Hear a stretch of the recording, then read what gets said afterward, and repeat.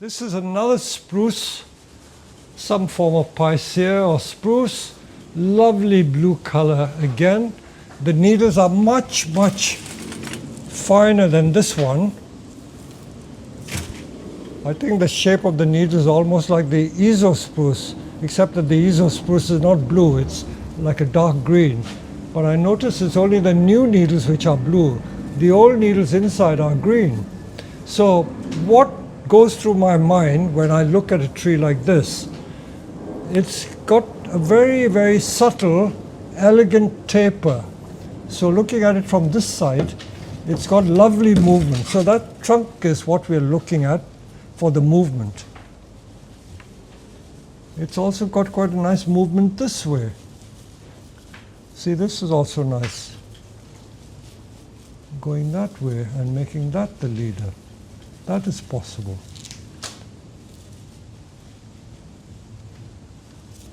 So this is what you need to do. So this side is not so interesting because there's no movement to the trunk looking at it like this.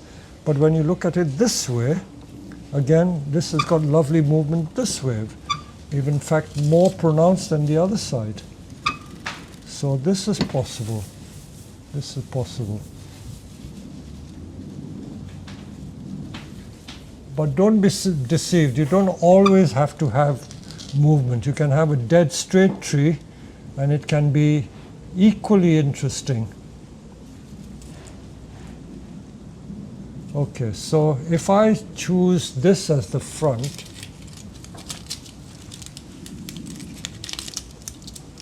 I can get more movement.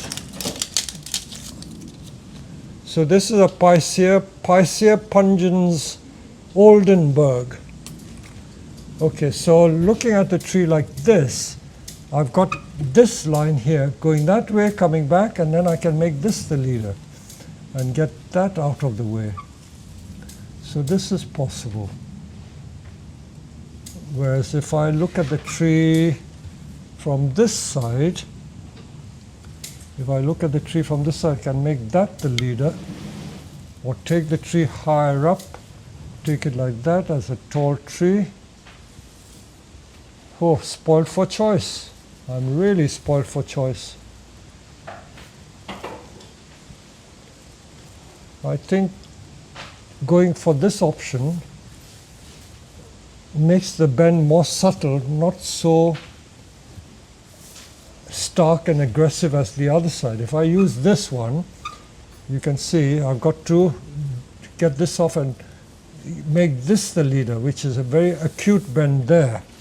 So this line here, using this and this, let me put the bag.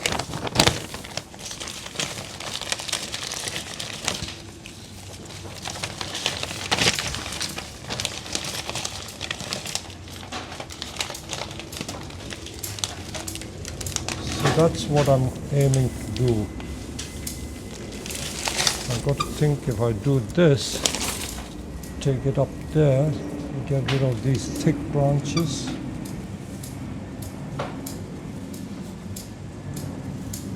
Difficult choice. Let me go for a rather unconventional style, a very subtle bends to the tree. So again, looking at this example here, we've got thick branches and thin branches. And if I can remind you, we prefer to use the thin branches where we can. Thick branches don't give the trunk the proper scale. So these can either be ginned or got rid of. So let me take that decision. I can always convert to gin. That also is very thick branch. I don't think I need this one.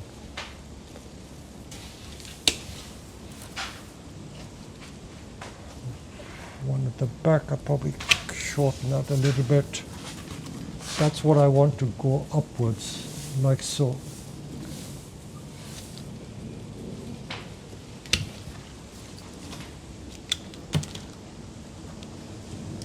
I don't want the top. Quick, isn't it? So that's the height of the tree. That's the height of the tree. Again, looking at the tree dispassionately, There are thin branches I can use. Don't always have to use the thick branches. This one is coming straight out at me. Let's get rid of that. Things are happening too fast.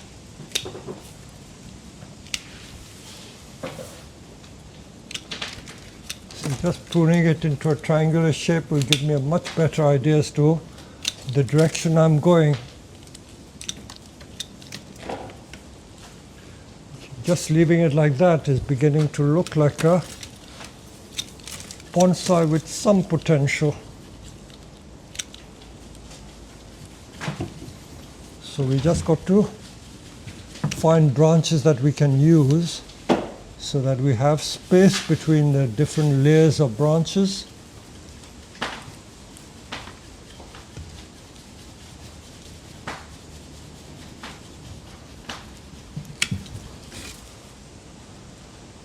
I got to learn to stop at the right time, otherwise I end up with nothing.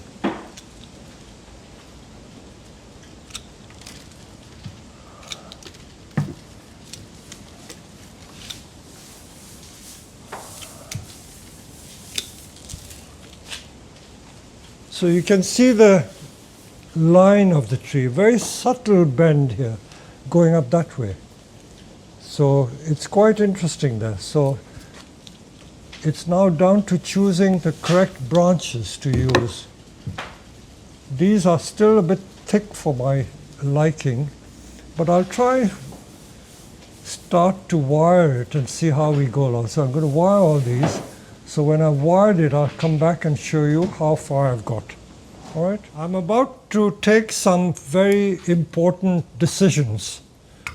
And let me just home in close.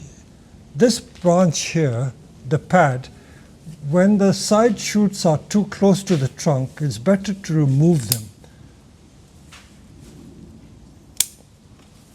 Okay, so that pad is there, like that. Now, what I want to show you is the use of these stubs, which were the thick branches. Most people who dabble in bonsai will invariably use it as gin. I don't know why everyone likes to have gins on their trees.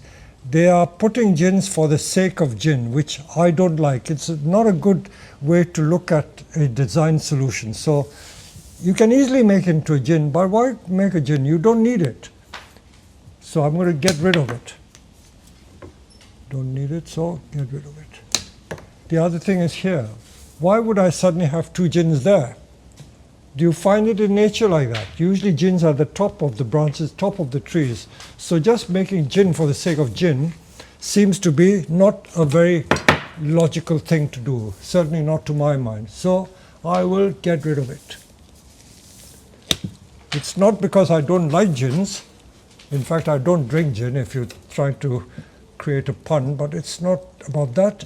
It's just that gins should only be used when it is appropriate. Don't use a gin just because you feel you have to. Any superfluous branch, people invariably make into gins. Why do you have to do that? You don't have to do that. So I'm getting with my hybrid cutter. This is a hybrid cutter. As you can see, it's got that rounded blade. And I'm going to get really close into the trunk so that when it heals, it'll heal flush. I may even put cut paste on that. So this is where we've got nice clean trunk. These four branches have been wired. I haven't wired this. I don't know whether to wire this. This is too close. I may use this. This seems to be a bit close. I could use that and use this. No, I think if I use that, I won't need this. Can you see? So I'm going to get rid of this one. Again, too close.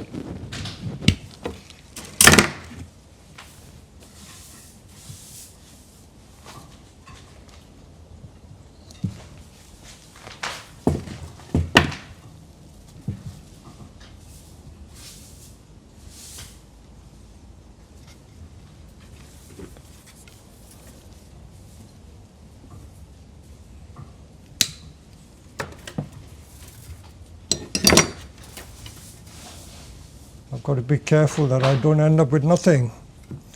This is always a problem, being carried away, and you become not trigger happy with branch cutter happy.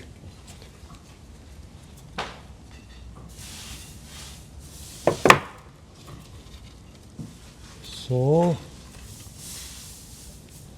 let me see what am I doing here.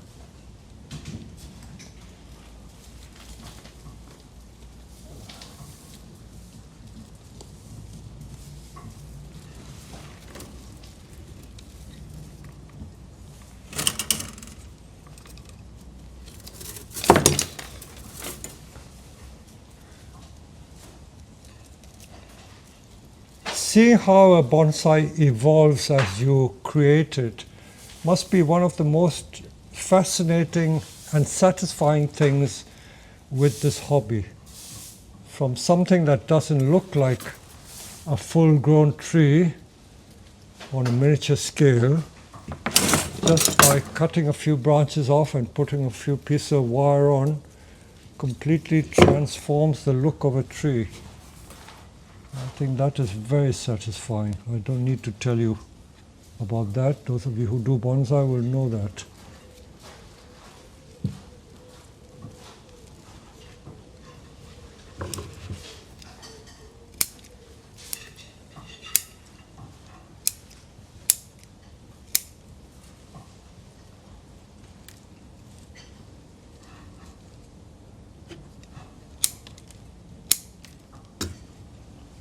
And then there's one at the back there.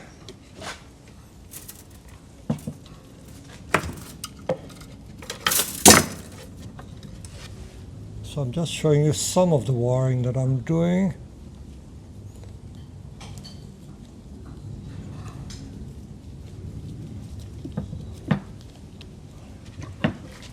I'm going to wire that, so that's going to be wired. This is going to come down, so you can see the progression of the tree.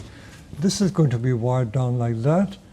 So the next stage will be when I've done a little more wiring, so you can see how this tree is coming along. So this is the end result of working on this Picea.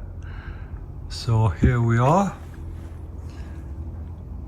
just cutting off most of the thick branches, leaving the thinner branches, and creating a tall, elegant tree with very delicate movement in the trunk.